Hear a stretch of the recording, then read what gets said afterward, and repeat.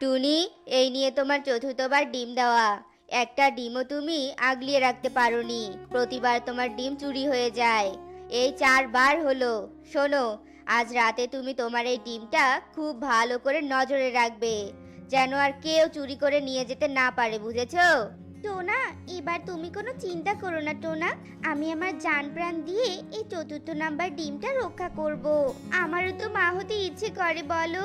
একবার মা ডাক শোনার জন্য অধীর আগ্রহ নিয়ে বসে আছি, কিন্তু কেন যে কুনজর পড়ছে আমার ডিমগুলোর উপর, শুধু হারিয়ে যাচ্ছে।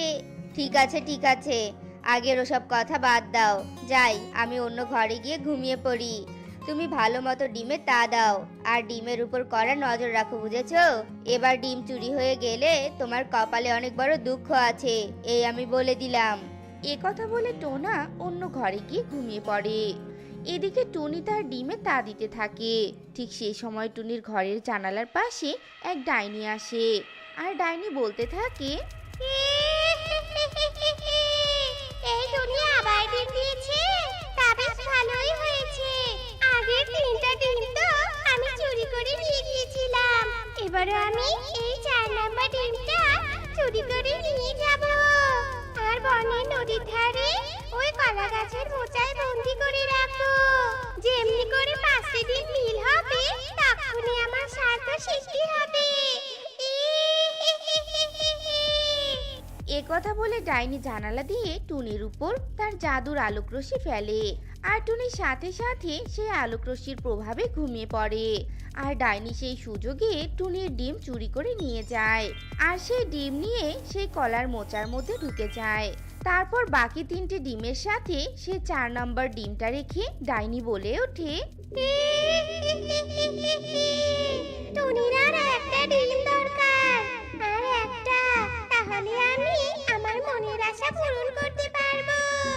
আর একটা ডিম পেলে আমি সবগুলো ডিম সিদ্ধ করে খেয়ে নিব, আর সর্বশক্তিমান হয়ে যাব। ডাইনি যখন এসব কথা বলছিল, অন্যদিকে টুনি ঘুম থেকে জেগে ওঠে, আর তার ডিম দেখতে না পেয়ে হাউমাউ করে কাঁদতে শুরু করে। আর কেঁদে কি হবে টুনি, সব তো শেষ হয়ে গেছে আমাদের। এবারও তুমি ডিমটা হারিয়ে ফেললে, তোমার জন্য কি আমি বাবা ডাক শুনতে পারবো না টুনি? ওগো, ওগো, আমি কি করব বলো? আর কি করলে যে আমার ডিম বাঁচাতে পারবো বলো তুমি? 4টে ডিম হারিয়ে গেল আমার। হায় ঈশ্বর, তুমি এ কেমন খেলা খেলছো আমার সাথে ঈশ্বর? আমার ডিম কে নিয়ে যাচ্ছে? হায় হায় টোনা, আমি এক অপদার্থ মা টোনা, আমি এক অপদার্থ মা। এভাবে টোনা টুনি তাদের ডিম হারিয়ে হাই হাই করতে থাকে। এরপর বেশ কিছুদিন কেটে যায়। টুনি পঞ্চমবারের মতো আবারও ডিম দেয়। এবারও ডাইনি তার জাদুর আলোক রশ্মির মাধ্যমে টুনিকে ঘুম পাড়িয়ে টুনি ডিম চুরি করে কলার মোচার মধ্যে নিয়ে যায়। আজ আমার খুশির দিন, আজ আমার অনেক খুশি লাগছে। আমার 5টা ডিম পূর্ণ হয়ে গেছে, এবার তো আমার কার্য সিদ্ধি হয়ে যাবে। যাই, এই ডিমগুলো সিদ্ধ করার জন্য রূপালী নদী থেকে জল নিয়ে আসি। জানো জলে তো আর এই ডিমগুলো সিদ্ধ করা যাবে না। এ কথা বলে ডাইনি 5টা ডিম কলার মোচার ভিতরে রেখে রূপালী নদীর দিকে চলে যায়। আর এদিকে কলার মোচার গরম পেয়ে টুনির সেই 5টা ডিম থেকে 5টা কন্যা বের হয়, আর তারা সেই কলার মোচার মধ্যেই বন্দি হয়ে থাকে। এদিকে 5টা ডিম হারিয়ে তার শোকে পাগল প্রায় টুনি একদিন সেই কলার গাছের পাশ দিয়ে নদীতে জল আনতে যাচ্ছিল। আর সেই সময় মোচার মধ্যে থাকা 5 কন্যা মোচা থেকে বের হওয়ার জন্য ছটফট করে চিৎকার করতে থাকে। বাঁচাও বাঁচাও, আমাকে বাঁচাও, আশেপাশে কি আমাদের মা আছে? মা মা, আমি এখানে আটকে পড়ে আছি, মা মা। 5 কন্যা যখন মোচার মধ্যে এভাবে চিৎকার করছিল, ঠিক সেই সময় তাদের চিৎকার টুনি শুনতে পায়। একি, কেউ বুঝি আমাকে মামা করে ডাকলো, কিন্তু আশেপাশে তো কাউকে দেখতে পাচ্ছি না। হায় ঈশ্বর, ডিম হারিয়ে সত্যি বুঝি আমি পাগল হয়ে গেছি, যখন তখন মা ডাক শুনতে পাচ্ছি। এ কথা বলে টুনি কলা গাছের পাশ কাটিয়ে নদীর দিকে চলে যায়। এরপর টুনি যখন জল নিয়ে ফিরছিল, হঠাৎই তখন টুনির কলা গাছের সেই মোচার দিকে নজর যায়, আর টুনি বলে ওঠে, ও মা, কলা গাছে কি বড় একটা মোচা ধরেছে, নদীর ঘাটে যাওয়ার সময় এই মোচা আমি খেয়ালই করিনি। মোচাটা বেশ বড়সড় দেখতে পাচ্ছি তো। তরকারি রান্না করলে খেতে খুব স্বাদ হবে। যাই, মোচাটা পেরে নিয়ে যাই। এ কথা বলে টুনি কলা গাছ থেকে সেই মোচাটা পেরে নিয়ে বাড়িতে চলে যায়। আর তরকারি রান্না করার জন্য যেই না মোচাটা কাটে, অমনি সেই মোচার মধ্যে থেকে একে একে পাঁচটা ছোট্ট কন্যা সন্তান বেরিয়ে আসে। তা দেখে টুনি বেশ অবাক হয়ে যায়। এ কি, কলার মোচার মধ্যে থেকে কিভাবে 5টা কন্যা বেরিয়ে এলো? এ তো অসম্ভব কাণ্ড। এই কন্যারা, তোদের নাম কি? বাড়ি কোথায়? তোরা এই মোচার মধ্যে ঢুকলি কিভাবে? একজন নয়, দুজন নয়, পাঁচজন কন্যা। আমরা জানি না গো, ওই কলাই মোচায় কিভাবে আমরা ঢুকেছি। চোখ খুলেই দেখি আমরা 5 জনই মোচার মধ্যে।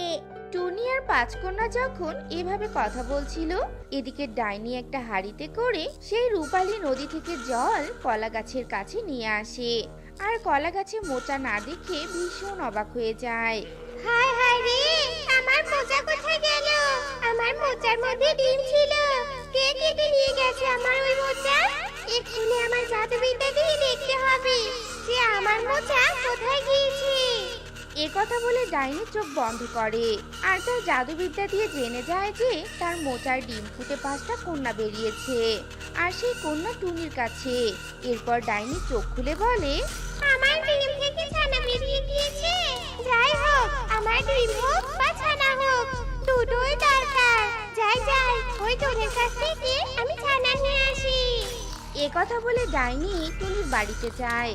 আর টুনির কাছে 5টা কন্যা দেখে ডাইনি বলে, এই টুনি, তোর সাহস তো কম নয়। আমার মোচা পেরে এনেছিস। আমি এই মোচার মধ্যে এই কন্যাগুলোকে রেখেছিলাম, তুই জানিস? দে, আমার এই 5টা কন্যাকে ফিরিয়ে দে বলছি। ডাইনির এমন কথা শুনে টুনি ভীষণ ভয় পেয়ে যায়। কিন্তু বনের মধ্যে সাহস জুগিয়ে টুনি বলে, না, আমি এই কন্যাগুলোকে কিছুতেই তোমার কাছে দিব না।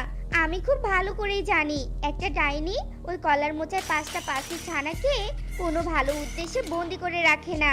নিশ্চয়ই তোমার খারাপ কোনো উদ্দেশ্য আছে। আমি কিছুতেই তোমাকে এই বাচ্চাদের দিব না। দিবি না মানে? তুই যদি এই 5টা কন্যাকে আমার কাছে না দিয়ে দিস, তবে তোর বাড়ি ঘর আগুনে আমি জ্বালিয়ে দেব। আর তোকে হত্যা করে হলেও এই কন্যাদেরকে আমি নিয়ে যাব, বুঝেছিস? ডাইনির এমন কথা শুনে টুনি 5 কন্যাকে ডাইনির হাতে তুলে দেয়। আর ডাইনি সেই 5 কন্যাকে বন্দি করে আবারও সেই কলা গাছের কাছে নিয়ে যায়। এদিকে টুনি মনে মনে বলে, ওই 5 কন্যার জন্য আমার মনের ভিতর এত কষ্ট কেন হচ্ছে? না, ওই ডাইনির হাত থেকে আমাকে ওই 5 কন্যাকে বাঁচাতেই হবে। যাই, এক্ষুনি এক তান্ত্রিকের কাছে যাই। এ কথা বলে টুনি এক তান্ত্রিকের কাছে যায়। আর তান্ত্রিককে গিয়ে ডাইনির ব্যাপারে সব ঘটনা খুলে বলে। সব শুনে তান্ত্রিক কিছুক্ষণ ভেবে বলে, আরে বোকা মেয়ে, ওই কন্যাগুলো যে তোরই চুরি করা 5 ডিম থেকে ফুটে বেরিয়েছে। ওই শয়তান ডাইনি তোর ডিম চুরি করে নিয়ে গিয়েছিল। চল, তোর কন্যাদের কোনো ক্ষতি করার আগেই বাঁচাতে হবে ওদের। এ কথা বলে টুনি আর তান্ত্রিক তাড়াতাড়ি সেই কলা গাছের কাছে যায়। আর গিয়ে দেখে ডাইনি কলা গাছের সাথে সেই 5 কন্যাকে বেঁধে রেখেছে। আর তাদের সামনে বসে ডাইনি যজ্ঞ করছে। বন্ধ কর ওই যজ্ঞ ডাইনি, তুই ওই কন্যাদের ছেড়ে দে। ওগুলো টুনির কন্যা। আমি জানি ওই কন্যাগুলোর মা হলোই টুনি। আমরা এই টুনির ঘর থেকে ডিম চুরি করে এনেছি। আমাকে রাক্ষসী মাতা বলেছিল যে কোনো একটা পাখির 5টা ডিম চুরি করে সিদ্ধ করে খেতে হবে, তাহলে আমি সর্বশক্তিমান হয়ে যাব। কিন্তু ডিম সিদ্ধ করার আগেই কলার মোচার মধ্যে ডিম ফুটে 5টা কন্যা বেরিয়ে এসেছে। এবার এদের বলে দিয়ে আমি আমার সাথে হাসিল করব। তা চলে যা বলছি এখান থেকে। তোরা একটুও থাকবি না এখানে, যা। ছাড়বি না তো এদের? থাম, তোর কি হাল করছি দেখ শুধু। এ কথা বলে তান্ত্রিক ডাইনির করা যজ্ঞের আগুনে ডাইনিকে ধাক্কা মেরে ফেলে দেয়। আর ডাইনি যজ্ঞের আগুনে পুড়ে ভস্ম হয়ে যায়। এদিকে টুনির 5 কন্যাও মুক্তি পেয়ে যায়। টুনি তার 5 কন্যাকে ফিরে পেয়ে ভীষণ খুশি ছিল। তোরা আমার মেয়ে, আয় মা, আয় আমার বুকে আয়। আমাকে ক্ষমা কর মা, এত কাছে পেয়েও আমি যে তোদের চিনতে পাইনি। চল চল, এবার বাড়ি ফিরে চল।